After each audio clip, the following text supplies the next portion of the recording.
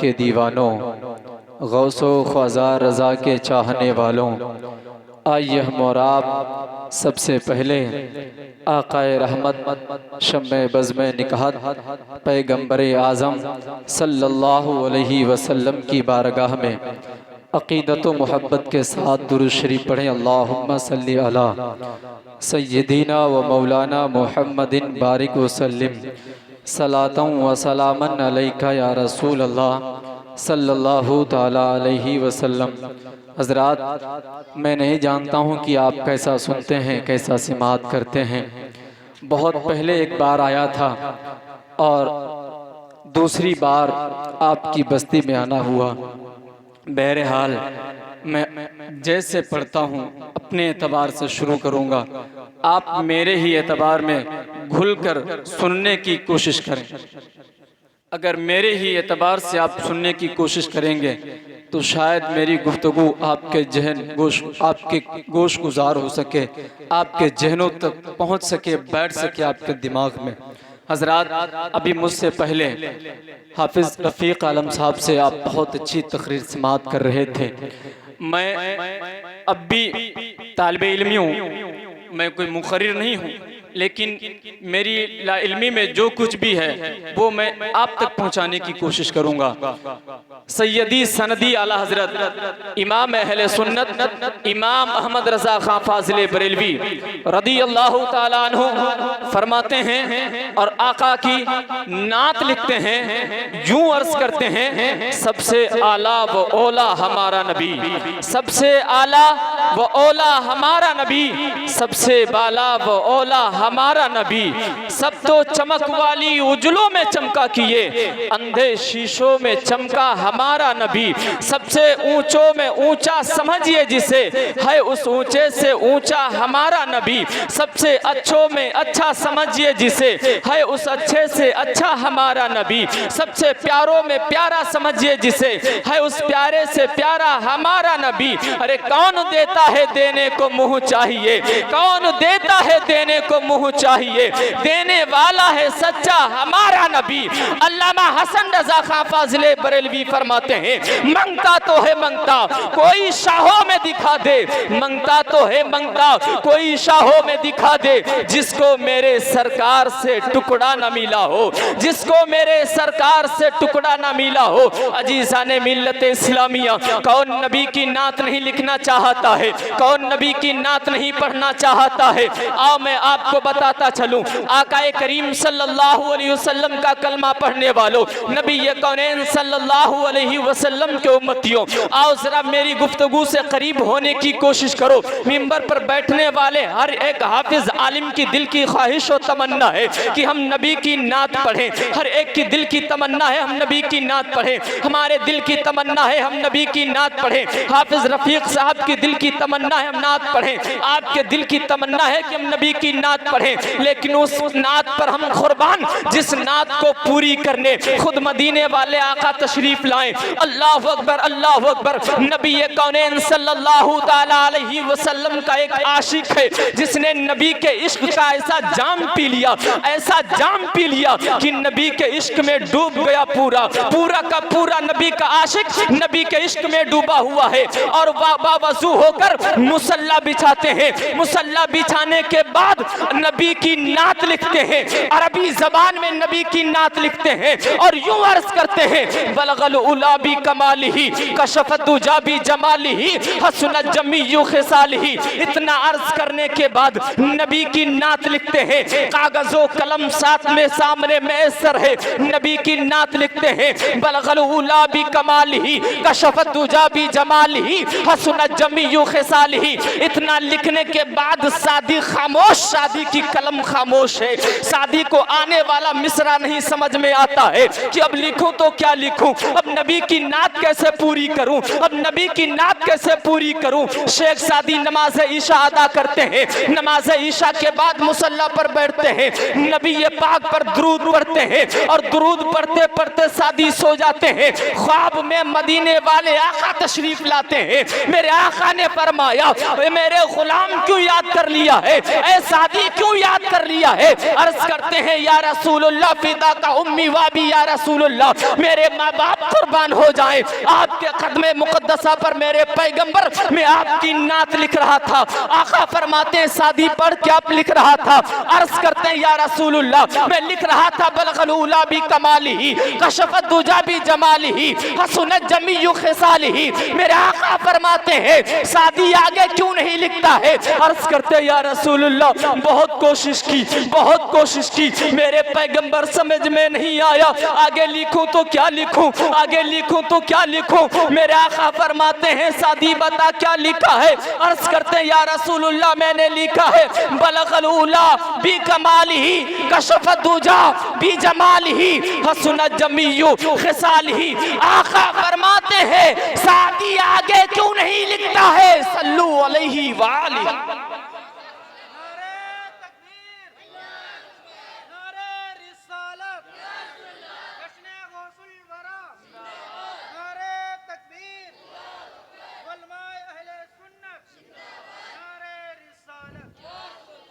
मेरे आका फरमाते हैं सादी आगे क्यों नहीं लिखता है? सल्लू अलैहि। उस नात पर हम कुर्बान जिस नात को पूरी करने खुद मदीने वाले आका तशरीफ लाए, और हम कुर्बान शेख सादी रदी अल्लाह ताला अन्हु के नसीबा पर जिनकी नात पूरी करने खुद मदीने वाले आका तशरीफ लाए। मुसलमानों, जश्न गौसुल वरा में शिरकत करने वालों, आज सरकार गौसे आजम की मीलाद से एक पैगाम लेकर जाओ। हाल क्या है हमारा? बहुत करामतें सुन ली हमने सरकार गौसे आजम की। जो बच्चे थे जवान हो गए, जो जवान थे बूढ़े हो गए, और जो बूढ़े थे कब्रिस्तानों में। सरकार गौसे आजम की करामतें सुनते सुनते बच्चे जवान हो गए, लेकिन अब तक शऊर नहीं आया हमारे अंदर। बड़ी बड़ी कॉन्फ्रेंसें हो गई, लाखों रुपया जलसों में खर्च हो गया, लेकिन अब तक हम नहीं समझ पाए कि गौसे आजम हैं क्या। करामतें सुनते रहे। मेरे आका सल्लल्लाहु ताला अलैहि वसल्लम के दीवानों, जिस नबी ने अपने उम्मतियों को हाथ में पकड़ने के लिए कुरान के सिपारे दिए, आज उस कौम के नौजवानों के हाथ में ताश की पट्टियां नजर आती हैं। मेरे पैगंबर ने जिन अपने उम्मतियों को हाथ में पकड़ने के लिए अपनी प्यारी प्यारी हदीसें दी, आज उन नौजवानों के हाथ में, आज उस कौम के हाथ में शराब की बोतलें नजर आती हैं। ऐ मुसलमानों, हमें संभलना होगा। ऐ मुसलमानों, हमको जानना होगा। नबी ये पाक का कलमा तो पढ़ लिया है, नबी ये पाक का कलमा तो पढ़ लिया है, किरदार अपने अंदर लाना होगा। क्या है हमारे नबी का किरदार? क्या है गौसे आजम का किरदार? आज हमारी कौम की बच्चियों का हाल देखो, आज हमारे घरों का हाल देखो, आज हमारे नौजवानों का हाल देखो, हमारे घर के बूढ़ों का हाल देखो। हमारी गुफ्तगू उसी पे होनी है। करामत हम बताएंगे, कौन है गौसे आजम ये भी बताएंगे, लेकिन बहुत मुख्तसर बताएंगे। उससे पहले जो मैं कहना चाहता हूँ वो सुने आप। मेरे आका सल्लल्लाहु ताला अलैहि वसल्लम पे जो नाजिल हुआ कुरान, आज वो कुरान हमारे घरों में सिर्फ ताक पे रखा रह गया। आज हमारी कौम की बेटियां कुरान पढ़ना जानती हैं, लेकिन एक हफ्ते के बाद जुमा के दिन नहाकर कुरान खोलती हैं। अल्लाह अकबर, अल्लाह अकबर। मैं कहना ये चाहता हूँ, अपने घरों में, हमको अपने घरों में आज अल्लाह की हजार हो करोड़ हो बार कसम खाकर कहता है सलमान, आज अगर कुरान के खिलाफ कोई वसीम रिजवी बनकर खड़ा होता है तो इसके सबसे बड़े खताकार हम हैं। कोई नालायक खबीस वसीम रिजवी ना बनता अगर हमारे घरों में कुरान पढ़ा जा रहा हो। आज हमारे घरों में कुरान ताक में रख दिया गया, घर की जीनत बना दी गई। कुरान को सिर्फ ताक में रखने के लिए है घर में कुरान। घर में पड़ोस का कोई इंतकाल कर जाए तो खोला गया कुरान। अगर मौलाना से पानी दम कराना है तो कुरान की आयतें पढ़ी जा रही हैं। अगर 40वें में कुरान पढ़ा जा रहा है, 3 में कुरान पढ़ा जा रहा है, बाकी मौकों पे कुरान नहीं याद आता। आज कोई अजान के खिलाफ बोल रहा है और मैं कहना चाहता हूं, अगर अजान के ताल्लुक से कोई बोलता है तो इसके जिम्मेदार हम खुद हैं। और बड़ी जिम्मेदारी के साथ बोल रहा हूं, मेरी तकरीर यूट्यूब के जरिए रिकॉर्ड हो रही है, इसको पूरे मुल्क के भारत में सुना जाएगा। सुने आप, अगर आज अजान के ताल्लुक से किसी ने उंगली उठाई तो इसके जिम्मेदार हम हैं। ऐलान, ये उलमा इकराम बैठे हैं, इनसे आप पूछें अजान का मतलब है लोगों को इत्तला करना, बताना कि अजान का नमाज का वक्त हो गया है। आपके कानों तक जब अजान की आवाज पहुंची, मतलब मुअज्जिन आपको पुकार रहा है कि आओ रब के घर की तरफ, आओ रब के घर की तरफ। वक्त बता दिया गया आपको, नमाज का वक्त शुरू हो गया है। 10 मिनट के बाद, 15 मिनट के बाद इमाम साहब मुसल्ले पे आ जाएंगे, जमात खड़ी हो जाएगी। लेकिन बताओ, जब अजान होती है कितने लोग मस्जिदों में नजर आते हैं? आप बताएं, अगर यही हाल रहा हमारी मस्जिदों का, आप यकीन रखें अभी किसी ने अजान के खिलाफ आवाज उठाई थी, कल हमारी मस्जिदों के खिलाफ आवाज उठेंगी। क्यों? अल्लाह अकबर, अल्लाह अकबर। इसका मकसद ये बनता है कि अजानें होती रही, हम अपने घरों में बैठे रहे। गैर लोग समझ गए कि ये मुसलमान अजान की आवाज पर जाने वाले नहीं है, इनके सामने चाहे कुछ कह दो, अजान के लिए चाहे जितनी आवाजें उठा दो, ये आवाज नहीं उठाने वाले हैं। जो अल्लाह के लिए अजान की आवाज जब घरों तक पहुंची, तब बंदा घर से मस्जिद ना पहुंच सका। अब बताओ ये क्या बोलेंगे? अल्लाह अकबर, अल्लाह अकबर। आज मैं कहना चाहता हूं अपनी इस भोली भाली कौम से, लोगों आओ करीब हो जाओ शरीयत से, अपने बच्चों को मदरसे से आरास्ता कर लो, अपने बच्चों को मदरसे से जोड़ कर रखो। अगर यही हाल रहा, इंग्लिश मीडियम को ज्यादा फॉलो करने वाले लोग, इंग्लिश को ज्यादा अपने करीब करने वाले लोग, अपने बच्चों को कुरान से दूर करने वाले, मुस्तफा जाने रहमत की शरीयत से दूर करने वाले लोग, अल्लाह अकबर, अगर यही हाल रहा तो हमारे जनाजे पढ़ाने वाला कोई नहीं मिलेगा। आज जो इमामों का हाल है, सुने, मेरी तकरीर से वाकई आपको मजा नहीं आएगा, लेकिन शायद कोई बात आपके दिल पे गुजर जाए तो आप उस पे अमल कर लें। अगर यही हाल रहा, आज जो इमाम जो परेशानियां उठाता है 5,000 की सैलरी में, मैं कहता हूं कि आए कोई 5,000 हमसे ले, हमारे घर सिर्फ बैठे चलकर करेगा कोई, लेकिन नहीं। उसके बाद इमाम अगर एक जगह पे फातहा करने ना पहुंच पाए, मौलाना को हम चंदा नहीं देंगे, कैसा इमाम है? अल्लाह अकबर, अल्लाह अकबर। आज छोटी छोटी बातें लेकर इमाम को, जिसकी 2 पैसे की औकात नहीं है, वो कौम के बादशाह को बातें सुनाने चला। इमाम कौम का बादशाह है, बादशाह, जिसकी 2 टके की औकात नहीं है, रिक्शा चलाने वाला, दूसरे की मजदूरी करने वाला, जो इंसान किसी को नहीं सुना पाता वो मस्जिद जाकर इमाम को सुना दे। ये हाल है आज हमारी कौम का। ऐ लोगों, आओ करीब हो जाओ, हमें शरीयत समझना होगा, हमें मुस्तफ़ा जाने रहमत के खिलाफ को समझना होगा, हमें सरकार गौसे आजम के खिलाफ को समझना होगा, हमें सरकार गौसे आजम की हयात जिंदगी को समझना होगा। क्या है हयात जिंदगी? क्या हमारे नबी का अखलाक व किरदार? अल्लाह अकबर, अल्लाह अकबर। आज दीन ऐसे ही नहीं फैला है, दीन फैला तो इन अल्लाह वालों की बदौलत फैला है। अल्लाह अकबर, अल्लाह अकबर। वो कैसे लोग हैं, अल्लाह अकबर, जो अपनी जिंदगी में 90 लाख लोगों को मुसलमान बनाकर चले। आज हमसे अपना ईमान नहीं संभाला जाता। वो कैसे लोग हैं? सरकार गरीब नवाज रदी अल्लाह ताला अन्हु के ताल्लुक से आपने सुना, सैयदी सनदी आला हजरत इमाम अहले सुन्नत। आपसे किसी ने पूछा, हुजूर आप जब अजमेर शरीफ तशरीफ ले जाते हैं तो आप मजार शरीफ पे नहीं जाते, चौखट पे खड़े रहते हैं। अल्लाह अकबर। अब आला हजरत क्या फरमाते हैं? आपने फरमाया, सुनो, कुत्ते का काम है चौखट पे रहना, घर के अंदर नहीं दाखिल होना है। अल्लाह अकबर। यह है मकाम सरकार गरीब नवाज का। सरकार गरीब नवाज के ताल्लुक से आला हजरत फरमाते हैं, जो जानबूझकर सिर्फ अजमेर शरीफ को अजमेर कहे तो वो जहन्नम के कुत्तों में से कुत्ता। आला हजरत फरमाते हैं, फिर वो जहन्नम के कुत्तों में से कुत्ता है अगर जानबूझकर अजमेर शरीफ को सिर्फ अजमेर करे। कौन है गरीब नवाज?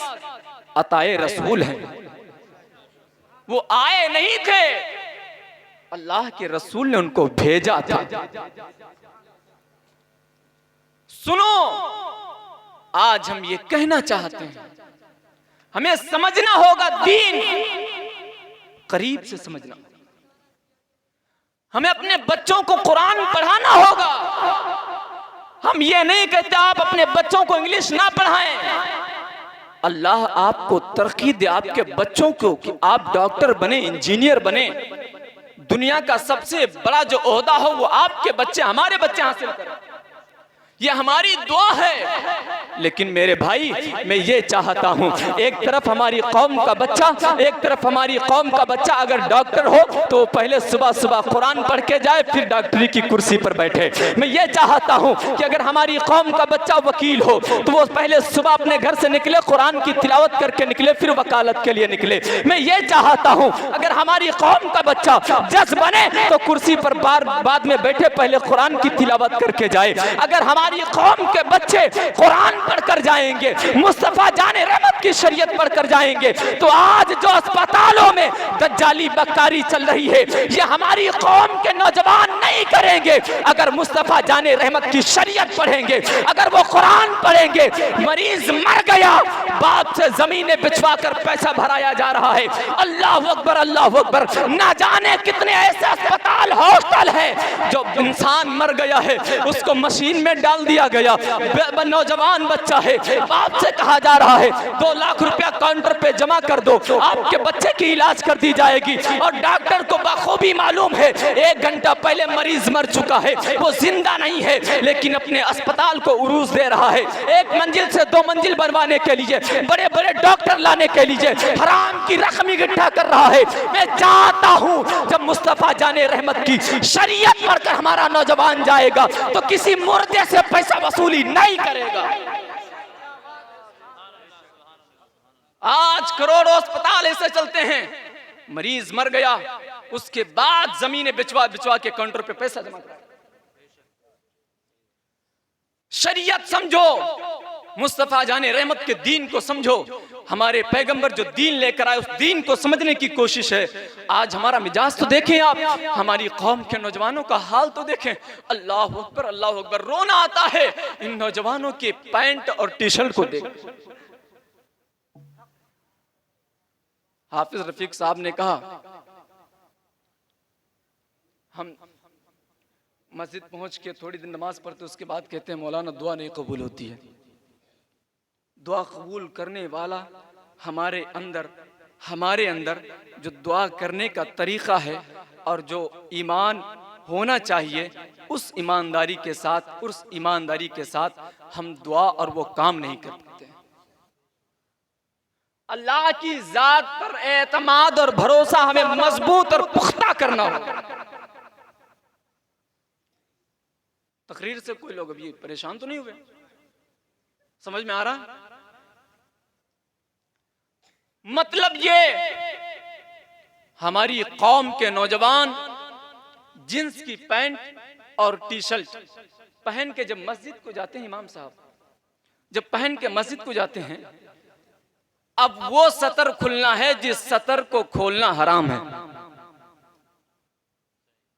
टी शर्ट ऊपर, पैंट नीचे, अब वो सतर खुला जिस सतर का रुए जमीन के किसी हिस्से पर खोलना हराम। अब वो बंदा गया अल्लाह की इबादत करने और सतर वो खुला है जिसका खोलना हराम। फिर कहते हैं दुआ कबूल नहीं होती। ऐ मुसलमानों, क्या यही हमारा मिजाज है? ऐ मुसलमानों, क्या यही हमारा तरीका है? हमारा तरीका तो ये होना चाहिए, हम खाएं तो हमारे खाने की अदा बोले नबी नबी, हम पिए तो हमारे पीने की अदा बोले नबी नबी, हम लिबास पहने तो उस लिबास का किरदार होना चाहिए वो बोले नबी नबी, हम चले तो हमारे चलने की अदा बोले नबी नबी, हम बैठे तो हमारे बैठने की अदा बोले नबी नबी, हम खाएं तो हमारे खाने की अदा बोले नबी नबी, हम पिए तो हमारे पीने की अदा बोले नबी नबी। और और नबी नबी कहते कहते जब हम दुनिया से जाएंगे, हमको हमारे घर वाले जब कब्रिस्तान लेकर जाएंगे, कब्र के हवाले कर देंगे, मिट्टी के हवाले कर देंगे। अल्लाह के मलाइका हमसे आएंगे, सवाल पूछेंगे, तो बंदा आला हजरत की ऐसे बोली बोलेगा, इन्हें माना इन्हें जाना, ना रखा गैर से काम, लिल्लाहिल हम्द में दुनिया से मुसलमान गया।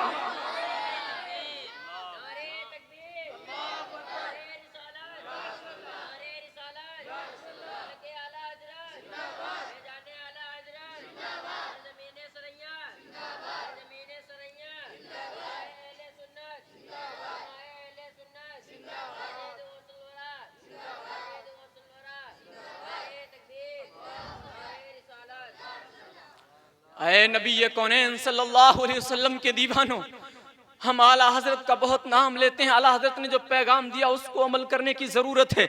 आला हजरत फरमाते हैं, ऐसे नबी के गुलाम बन जाओ कि कब्र में कहो इन्हें माना इन्हें जाना, ना रखा गैर से काम, लिल्लाहिल हम्द में दुनिया से मुसलमान गया।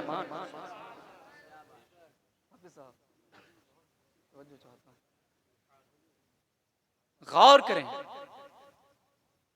किरदार क्या हमारा और आज हम करते क्या हैं।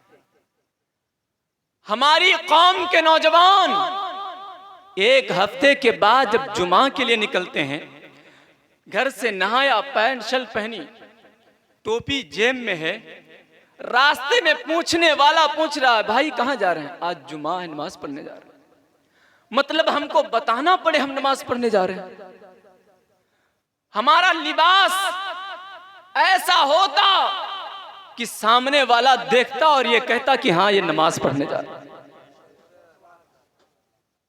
क्यों ना हम अपना ऐसा लिबास तैयार कर लें, अल्लाह अकबर, कि हम घर से निकले सर पे टोपी लगी हो, हमारा इस्लामी लिबास हो और घर इस्लामी लिबास हो और लिबास के ऊपर खुशबू लगी हो। हम जब निकले तो गली से निकलने वाला इंसान कहे, आ देखो ये मुसलमान है, नमाज के लिए जा रहा है, इनका किरदार देखो, इनका किरदार देखो। किरदार ऐसा बना लो, अल्लाह अकबर, किरदार ऐसा बना लो कि हमारा किरदार बोले, हमारा किरदार बोले कि हम नबी के गुलाम हैं, नबी के गुलाम हैं। हम वो लोग हैं जो नबी कौनैन सल्लल्लाहु ताला अलैहि वसल्लम के नाम पर अपनी जानों को निछावर करने वाले लोग हैं। अगर नबी कौनैन सल्लल्लाहु ताला अलैहि वसल्लम की शान में अगर जर्रा बराबर किसी ने गुस्ताखी की तो हम मानने वाले नहीं हैं। हर चीज पर समझौता कर सकते हैं, लेकिन नबी की शान पर कोई समझौता नहीं होगा।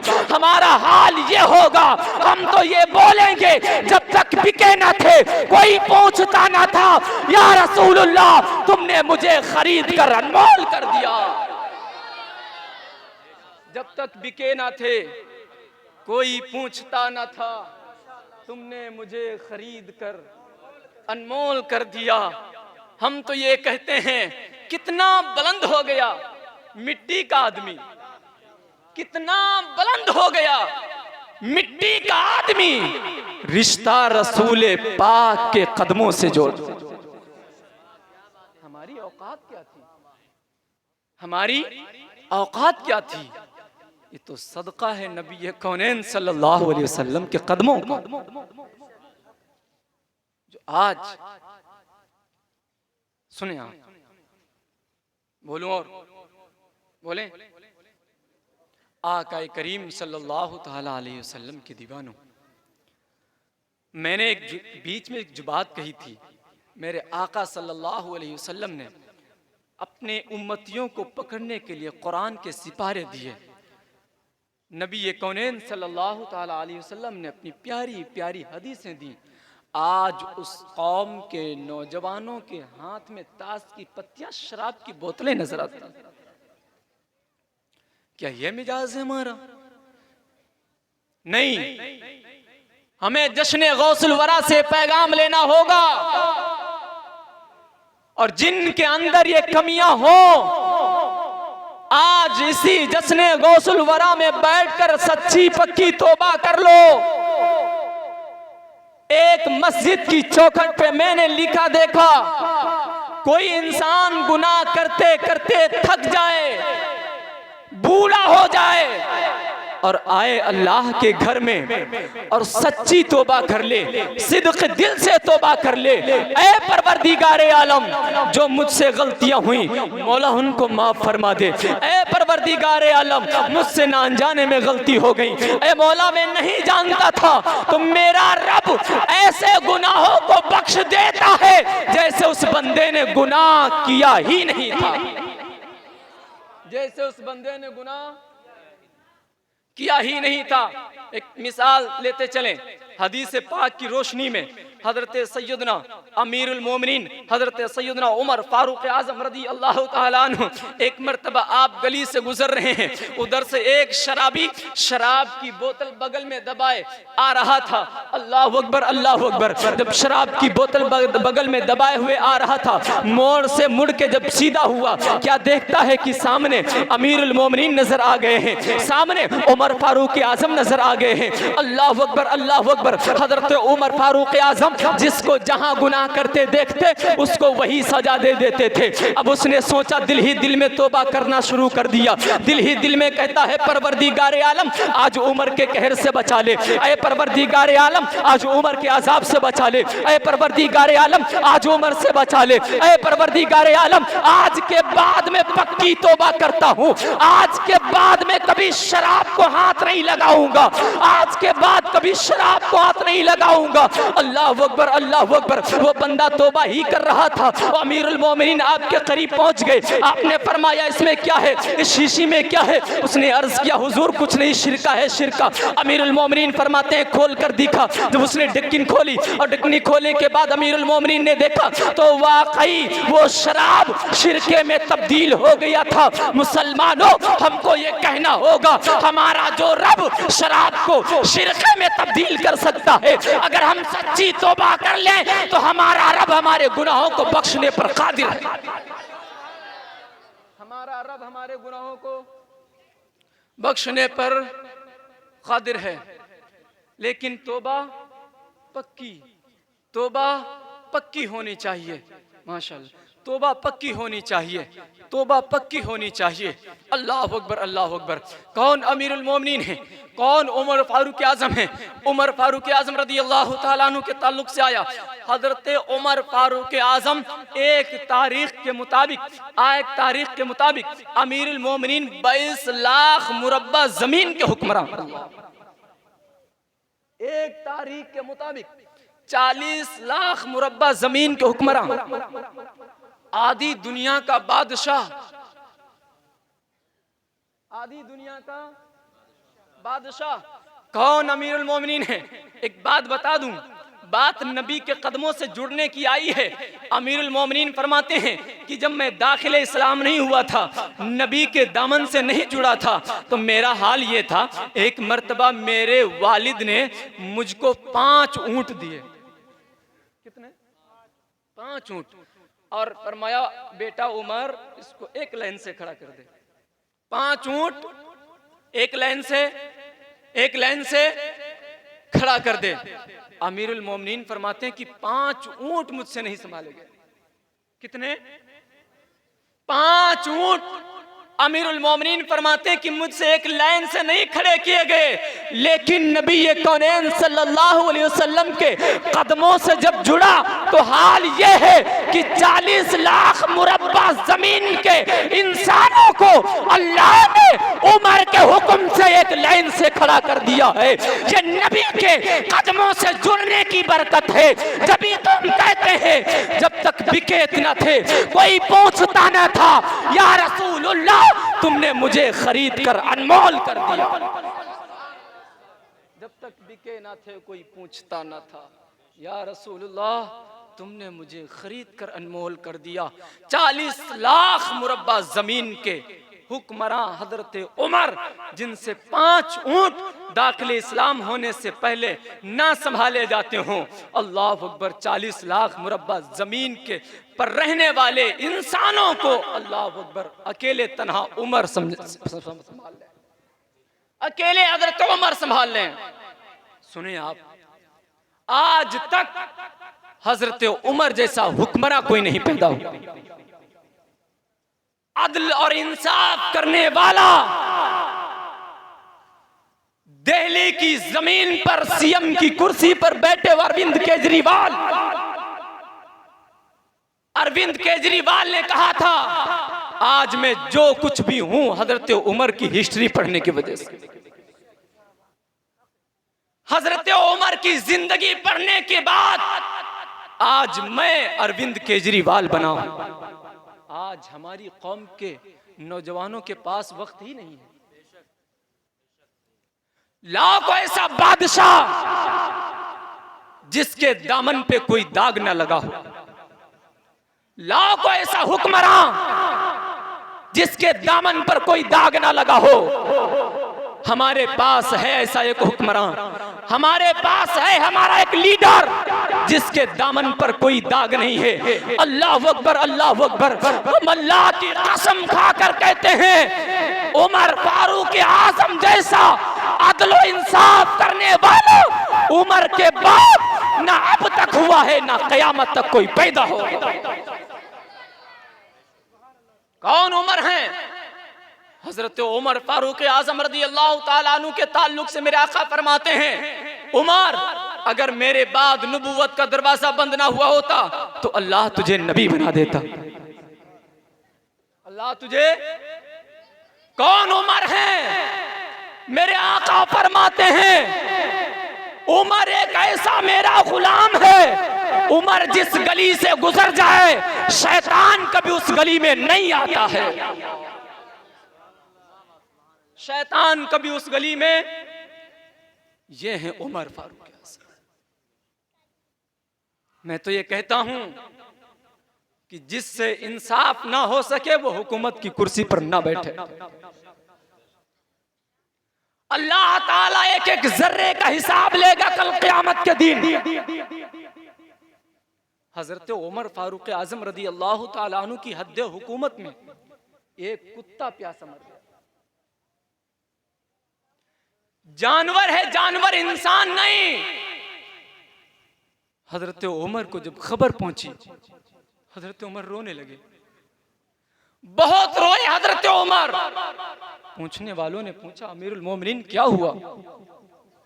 हजरत उमर फारूक आजम फरमाते हैं मेरी हद हुकूमत में एक कुत्ता प्यासा मर गया। अल्लाह कल पूछेगा क़यामत के दिन उमर तेरी हुकूमत थी, तू वक्त का बादशाह था, अरे उमर तेरी जिम्मेदारी थी वहां तक पानी पहुंचाता। अल्लाह अकबर, अल्लाह अकबर। हजरत उमर एक जानवर की वजह से इतना रोते हैं। आज करोड़ों लोग फांसी लगाकर मर रहे हैं, आत्महत्या कर रहे हैं, लेकिन ना जाने क्या हुआ हमारे हुक्मरानों को, लेकिन उनको कोई खबर नहीं है। ऐसी गाड़ी है, ऐसी रूम है, ऐसी महल है, उनको कोई हवा नहीं लगनी है। पानी भी पिया जाता है तो चेक करके पिया जाता है। अल्लाह अकबर, अल्लाह अकबर। हजरत उमर रज़ी अल्लाह ताला अन्हु रात की तन्हाई में खाना बाद में खाते हैं, पहले पूरी बस्ती का चक्कर लगाते हैं, कहीं ऐसा तो नहीं है कि कोई भूखा सो गया हो। अल्लाह कल क़यामत के दिन पूछेगा उमर तू खा के सोता था और तेरी बस्ती में गरीब भूखा सो गया। लाओ को ऐसा बादशाह, लाओ को ऐसा आदल इंसाफ करने वाला जो हजरत उमर रज़ी अल्लाह ताला अन्हु के जर्रा बराबर आपके कदमों से जो खाक लगती है उसकी मिसाल हो। हज़रात, सरकार गौसे आजम की मिलाद सरकार गौसे आजम के ताल्लुक से है। एक बात सरकार गौसे आजम के ताल्लुक से सुन लें आप। मैंने पहले ही बताया था, मैंने जो कुरान की आयत पढ़ी थी इन्न दीन इंदल्लाहिल इस्लाम, मैं आपको इस्लाम और आपको तरीका समझा रहा था, बता रहा था, वो मैंने आप तक पहुंचाया। सुने आप, कौन है सरकार गौसे आजम? आज मैं आपको एक बात बता दूं, आप मेरी तरफ मुखातिब हो रहे नहीं हो रहे? बात समझ में आ रही नहीं आ रही है? हाथ उठा के बताएं कितने लोगों को समझ में नहीं आ रही है। ये इश्क है, ये आपकी मोहब्बत है, वाकई आपको समझ में आ रहा है, इसीलिए आप बैठे हैं। तकरीर के दो पहलू होते हैं। तकरीर अगर समझ में आएगी तो लोग खामोश हो जाएंगे, फिर खामोशी से उसको समाअत करेंगे। अगर नहीं समझ में आएगी तब भी खामोश हो जाएंगे। अब मैं क्या समझूं? समझ में आ रही है? सुने आप, कौन है सरकार गौसे आजम? सरकार गौसे आजम रदी अल्लाह ताला अन्हु, आपके बाद अब्दुल कादिर के बाद कोई दूसरा अब्दुल कादिर नहीं हुआ। अच्छा, हुआ क्यों नहीं? हुआ क्यों नहीं? मतलब यह है कि सरकार गौसे आजम की वालिदा फातिमा उम्मुल खैर जैसी फिर कोई खातून भी तो नहीं हुई। आपके वालिद अबू स्वाले जैसा बाप भी तो कोई नहीं हुआ। आज हमारी कौम की मां, बहनें, बेटियां सुबह बिस्तर पे जाएं तो मोबाइल, सुबह आंखें खुलें तो मोबाइल। क्यों? चाय बनाने का वक्त है 7 बजे, 6 बजे आंखें खुल गई, लाओ 1 घंटा मोबाइल देखते हैं।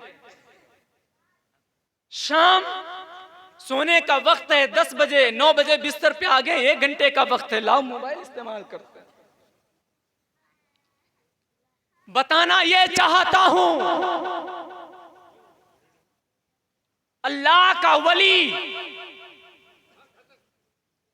जिस खातून की शिकम में परवान चढ़ता है वो खातून भी बेमिसाल होती है। वो खातून भी बेमिसाल होती है।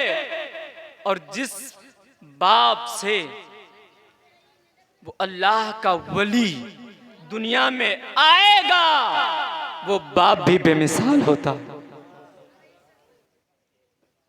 सुने आप, गौसे आजम कैसे हैं? उनका मर्तबा इतना बुलंद है, इतना बुलंद है कि तमाम वलियों के सरदार हैं, तमाम वलियों के सरदार हैं। कैसे हैं? आका करीम सल्लल्लाहु ताला अलैहि वसल्लम के दीवानों, नबी कौनैन सल्लल्लाहु अलैहि वसल्लम का कलमा पढ़ने वालों, आज हमारे घर में हमारी माँ बहनें 1 हफ्ते के बाद कुरान खोलती हैं। मतलब 1 हफ्ते के बाद, 10 दिन के बाद, 1 महीने के बाद, 2 महीने के बाद कुरान पढ़ना जानती हैं। माँ बाप ने कुरान पढ़ाया। हमारी बेटी जब ससुराल को जाएगी तो कुरान पढ़ेगी, घर में बरकत होगी। कुरान तन्हा वो किताब है जो घर में बरकतों का नुज़ूल होने का किताब है। अल्लाह अकबर, अल्लाह अकबर। इसलिए है कुरान, इसलिए है कुरान कि सुबह को उठा करो तो कुरान पढ़ा करो, सुबह को उठा करो तो कुरान पढ़ा करो। आज हमारा बच्चा जब 4 साल की उम्र में मदरसा पहुंचता है तो वो कुछ पढ़ना नहीं जानता है। इमाम औज़ुबिल्लाह बिस्मिल्लाह पढ़वाता है, इमाम आहिस्ता आहिस्ता पढ़ाते पढ़ाते तब कुरान तक पढ़ाता है। कब? जब बच्चा 8 या 10 साल की उम्र तक पहुंचता है तब बच्चा कुरान पढ़ना जानता है। क्यों? उसकी वजह यह है कि माँ ने घर में कुरान नहीं पढ़ा, बच्चा कुरान पढ़ना नहीं जानता है। माँ ने घर में नमाज नहीं पढ़ी, बच्चा नमाज पढ़ना नहीं जानता है। इसकी मिसाल ऐसे समझते चलो, मेरे आका फरमाते हैं बच्चे की पहली दरसगाह माँ की गोद है। बच्चे की पहली दरसगाह माँ की गोद है। ऐसे समझ में नहीं आएगा, एक मिसाल के जरिए समझाता हूँ। आपके यहाँ, मतलब आपके यहाँ यूपी में अब कोई बच्चा पैदा हो यूपी में, वो कहीं पढ़ने ना जाए, किसी मदरसे में, किसी स्कूल में, किसी यूनिवर्सिटी में, किसी कॉलेज में, लेकिन वो हिंदी बोलेगा। यूपी की जो मादरी जबान हिंदी, वो हिंदी बोलेगा। कोई बच्चा बिहार में पैदा हो, कहीं पढ़ने ना जाए, बिहार में पैदा हुआ, ना स्कूल गया, ना मदरसा गया, ना कॉलेज गया, ना यूनिवर्सिटी गया, लेकिन वो बिहारी बोलेगा। कोई बच्चा पंजाब में पैदा हुआ, वो कहीं पढ़ने नहीं गया, लेकिन पंजाबी बोलेगा। नेपाल में बच्चा पैदा होता है, कहीं पढ़ने ना जाए, लेकिन वो नेपाली बोलता है। अरब में बच्चा पैदा होता है, कहीं पढ़ने ना जाए, लेकिन वो अरबी बोलता है। मतलब ये हुआ, माँ अगर बिहारी बोलेगा बच्चा बिहारी बोलेगा, माँ अगर बंगाली बोलेगी तो बच्चा बंगाली बोलेगा, माँ अगर हिंदी बोलेगी तो बच्चा हिंदी बोलेगा, माँ अगर नेपाली बोलती है तो बच्चा नेपाली बोलेगा, माँ अगर अरबी बोलती है तो बच्चा अरबी बोलेगा। बिला तमसील ये समझने की कोशिश करो, अगर माँ नमाज पढ़ती है तो बच्चा नमाज पढ़ेगा, माँ अगर कुरान पढ़ती है तो बच्चा कुरान पढ़ेगा। माँ अगर कुरान पढ़ती है तो बच्चा कुरान पढ़ेगा। कौन है गौसे आजम? कौन है गौसे आजम? अल्लाह अकबर, अल्लाह अकबर। सैयदना सरकार गौसे आजम रदी अल्लाह ताला अन्हु की आओ हिस्ट्री सुनो। सरकार गौसे आजम की हयात जिंदगी सुनो। एक छोटा सा बच्चा है, गालिबन 4 साल की उम्र है, मदरसा पहुंचा जाकर उस्ताद ने पढ़ाया, बेटा पढ़ो औज़ु बिल्लाहि मिनश शैतानिर रजीम। बच्चे ने औज़ु बिल्लाह पढ़ा। उसके बाद बच्चे ने पढ़ना शुरू कर दिया। अलिफ लाम मीम पढ़ा, सयाकुल पढ़ा, तिल का रसूल पढ़ा, मतलब चौथा पारा पढ़ा, पांचवा पारा पढ़ा, छठा पारा पढ़ा, सातवां पारा पढ़ा। पढ़ते पढ़ते पढ़ते पढ़ते 18 पारे उस्ताद को सुना दिए। उस्ताद मसनद से खड़ा हो गया और कहा, बेटा तेरा नाम क्या है? बेटा तेरी माँ का नाम क्या है? बेटा तेरे बाप का नाम क्या है? आज तू पहली बार मदरसा आया है बेटा, औज़ु बिल्लाह मेरे पास पढ़ रहा है। बेटा ये 18 पारे कहाँ से याद कर लिए? बेटा अपना नाम तो बता दे। उस नन्हे से बच्चे ने कहा, मेरा नाम अब्दुल कादिर है, अब्दुल कादिर। मेरी माँ का नाम फातिमा उम्मुल खैर है, मेरे बाप का नाम अबू साले है। और उस्ताद साहब अगर आप जानना चाहते हैं पहली बार मदरसा आया हूँ और 18 पारे कहाँ याद कर लिए हैं तो लो सुनो। मेरी माँ 18 पारों की हाफिजा है और सुबह को मेरी माँ जब सुबह उठती है, जब तक कोई काम को हाथ नहीं लगाती है, बर्तन नहीं मांजती है, नाश्ता नहीं तैयार करती है, जब तक कि 18 पारे कुरान के ना पढ़ ले। और मैं 8 माह के शिकम में 9 महीने रहकर मेरी माँ ने इतना कुरान पढ़ा, इतना कुरान पढ़ा कि मैंने अपनी माँ के शिकम में, मैं अपनी माँ के शिकम में, मैं अपनी माँ के शिकम में रहकर 18 पारों का हाफिज कुरान हो गया। माँ के शिकम में 18 पारों का हाफिज कुरान हो गया। जब माँ कुरान पढ़ती है तब बच्चा कुरान पढ़ता है। जब माँ नमाज पढ़ती है तब बच्चा कुरान नमाज पढ़ता है। एक बात बता दूं, गुफ्तगू ख़त्म करता हूँ। हजरात एक बात आपसे कहना चाहता हूँ, एक बहुत पते की बात, बहुत मुख्तसर वक्त में हजरत आपकी तवज्जो चाहता हूँ। वो बात ये है, एक बूढ़ा इंसान, अल्लाह का नेक बंदा बाजार में गया। बाजार में जाने के बाद रोने लगा, रोने लगा। किसी ने कुछ नहीं कहा, किसी ने मारा भी नहीं, सताया भी नहीं, परेशान भी नहीं किया, रोने लगा। जब आहिस्ता आहिस्ता रो रहा था तब 2-4 लोग थे, रोने की आवाज और बढ़ गई। जब रोने की आवाज बढ़ी तो लोगों का जुर्म टिकट हो गया। लोग अपना अपना सामान छोड़कर, दुकानें छोड़कर उस बूढ़े इंसान के पास आए। बाबा क्या हुआ? किसी ने मारा है आपको? बाबा किसी ने परेशान किया आपको? नहीं बेटा, ना मुझे किसी ने मारा है ना परेशान किया है। बाबा फिर क्यों रो रहे हैं? कहा बेटा मैं इसलिए रो रहा हूं कि बाजार में घूमने वाले लोगों को जब मैंने देखा तो मैं सोचने लगा क्यों ना इनके दरमियान और अल्लाह के दरमियान जो दूरी है वो खत्म करा दूं। इनके दरमियान, इनकी और अल्लाह की, जो इन लोगों ने बाजार में घूमने वाले लोग जो अल्लाह से दूरी बनाए हैं, मैं चाहता हूं इस दूरी को खत्म करा दूं। कहा बाबा फिर क्या हुआ? ये बड़ी पते की बात है, सुने आप। बाबा फिर क्या हुआ? कहा बेटा मैंने सोचा कि पहले अपने रब से पूछ लूं। अपने कहा बाबा फिर क्या हुआ? कहा बेटा मैंने अपने रब से पूछा, ऐ परवरदिगार बाजार में घूमने वाले लोग बाजार में गुम हो गए हैं, खो गए हैं, गफलत की चादर ओढ़ लिया। ऐ परवरदिगार जो दूरी बनाए हैं लोग, परवरदिगार तुझसे ये दूरी खत्म कराऊं मौला, तू राजी है? आतिफे गैबी से आवाज आती, मेरे बंदे मैं राजी हूं। इनसे कहो ये आए तो सही मेरे दर पे, इनसे कहो तो। बाबा फिर क्या हुआ? कहा बेटा मेरा रब राजी है। और मैंने पूछा बाजार में घूमने वालों से, है लोगों जो तुमने अपने रब से दूरी बनाई है। ऐ लोगों, अगर ये दूरी खत्म कराऊं तो मानोगे? लोगों ने कहा बाबा आप बूढ़े हो गए हैं, आपको दुनिया का मजा क्या मालूम है, आप दुनिया क्या जाने, ये कितनी हसीन है दुनिया, कितनी खूबसूरत है दुनिया, इस दुनिया में कितनी लज्जत है, कितना मजा है, बाबा आपको नहीं मालूम है, आप बूढ़े हो गए हैं, बाबा आप अपना काम करें, मुझे अपना काम करने दें। बेटा जब इतना सुना तो मैं इनके गुनाहों को देखकर रोने लगा। इनके गुनाहों को देखकर और इनकी बात को सुनकर मैं रोने लगा। कहा बाबा अब क्या करेंगे? कुछ नहीं बेटा, अपने घर चला जाऊंगा। बूढ़ा इंसान अपनी टूटी हुई झोपड़ी में चला गया। कुछ दिनों के बाद वही बूढ़ा इंसान जो बाजार में रो रहा था, कुछ दिनों के बाद कब्रिस्तान में जाके बैठा रोने लगा। कहां रोया? यही तो मेन मकसद इस बात का बताने का। वो बूढ़ा इंसान जो बाजार में रो रहा था, वो कुछ देर के बाद, कुछ दिनों के बाद कब्रिस्तान बैठा रो रहा।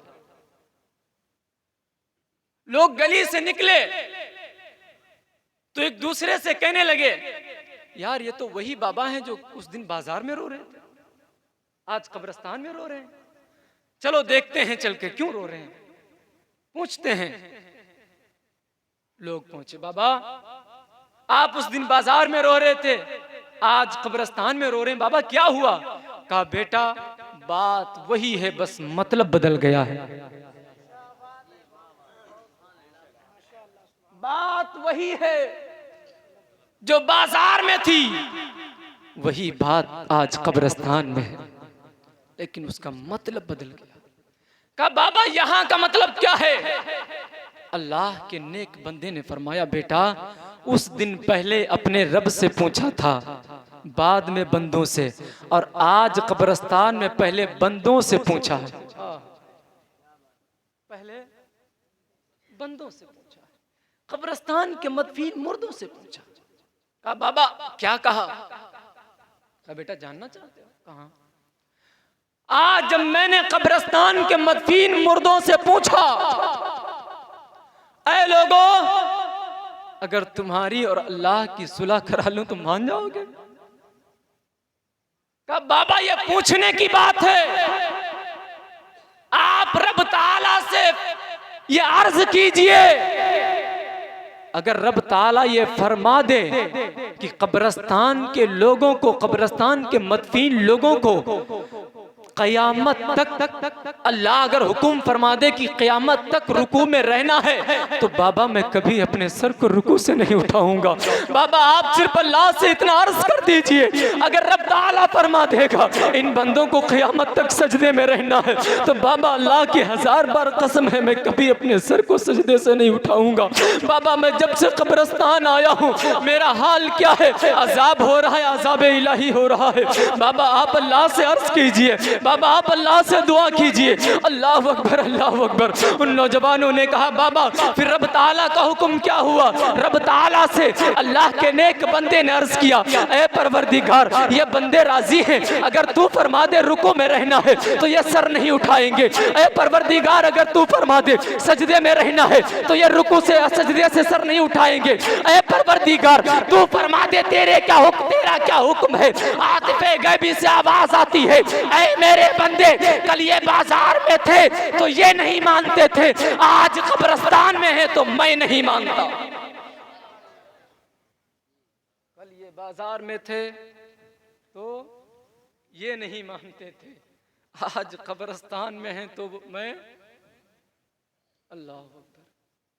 कैसे हमारे पास तौबा करने का उस वक्त है जब तक हमको 4 लोग अपने कंधों पे ना उठा ले, जब तक हमको सफेद कपड़े में बाशक्ल कफन न उड़ा दिया जाए। अब भी वक्त है, आओ राह को इख्तियार कर ले, आओ। इतनी बड़ी आबादी मिलाद में बैठे हुए लोगों को देख लो, नारा सबने लगाया होगा गौसे आजम का दामन नहीं छोड़ेंगे, छोड़ना भी नहीं है। नहीं, हम किसी अल्लाह के वली का दामन नहीं छोड़ेंगे। लेकिन बात यह है कि दामन हमको पकड़ना होगा। दामन से मुराद गौसे आजम के दामन से मुराद कुर्ते का दामन नहीं है। गौसे आजम के दामन से मुराद गले में पड़ा हुआ रुमाल की मुराद नहीं है। गौसे आजम के दामन से मुराद नमाजों की पाबंदी करना। गौसे आजम के दामन की मुराद नमाज अदा करना, घर में कुरान पढ़ना। अगर